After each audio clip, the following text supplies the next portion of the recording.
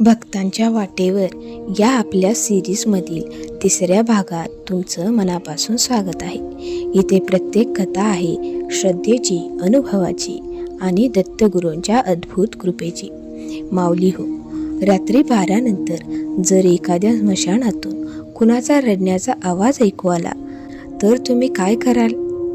आजची कथा आहे एका अशा तरुणाची जो पैशासाठी, हट्टासाठी आणि मित्रांच्या आव्हानासाठी एका स्मशानात गेला.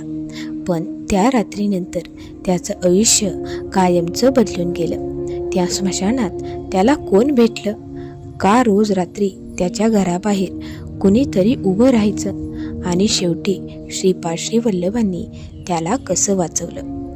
ही कथा शेवटपर्यंत नक्की ऐका, कारण आजची कथा फक्त मनोरंजन नाही, तर देवावर विश्वास ठेवणाऱ्या प्रत्येक भक्तासाठी एक इशारा आहे. नाशिक जवळचं एक छोटंसं गाव. त्या गावात अमोल नावाचा एक 25 वर्षाचा मुलगा राहत होता. स्वभावाने हट्टी, धाडसी, पण देवधर्मावर अजिबात विश्वास नसलेला. त्याचे मित्र रोज मंदिरात जायचे, पण अमोल नेहमी त्यांची खिल्ली उडवायचा. तो म्हणायचा, देव वगैरे काही नसतं, सगळं मनाचा खेळ आहे. त्याची आई मात्र श्रीपाद श्री वल्लभांची मोठी भक्त होती. घरात रोज नामस्मरण व्हायचं, पण अमोलला ते अजिबात आवडत नव्हतं. एक दिवस गावातील मित्र रात्री चौकात बसले होते. गप्पा सुरू होत्या. तेवढ्यात एका मित्राने सांगितलं, गावाच्या बाहेरचं जुनं स्मशान माहीत आहे ना, तिथे रात्री विचित्र आवाज येतात.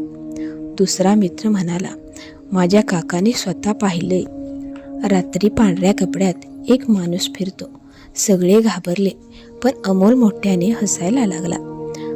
तुम्ही सगळे भित्रे आहात, मित्र म्हणाले. जर एवढी हिंमत असेल तर रात्री 12 वाजता स्मशानात जाऊन दाखव. अमोलने लगेच होकार दिला. रात्री 12 वाजले. आकाशात काळे ढग होते. कुत्रे विचित्र आवाज करत होते. अमोल हातात टॉर्च घेऊन स्मशानाकडे निघाला.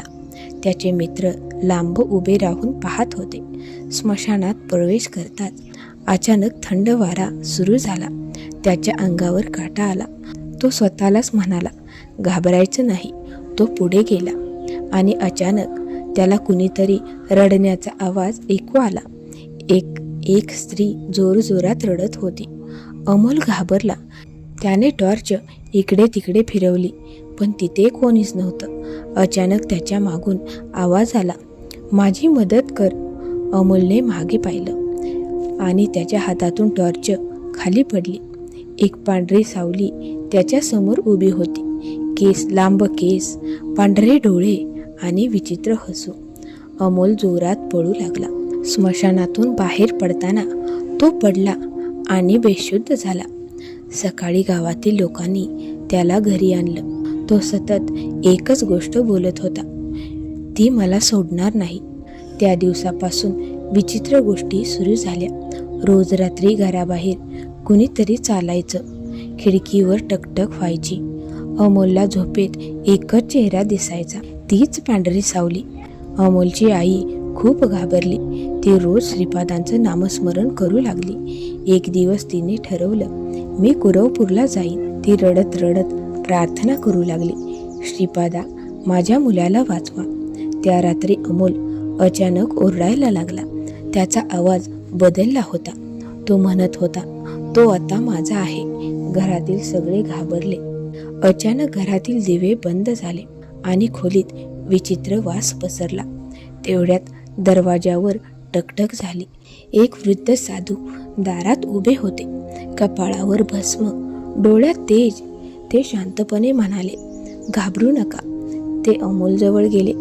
त्याच्या डोक्यावर हात ठेवला आणि जोरात म्हणाले, दिगंबरा दिगंबरा, श्रीपाद वल्लभ दिगंबरा.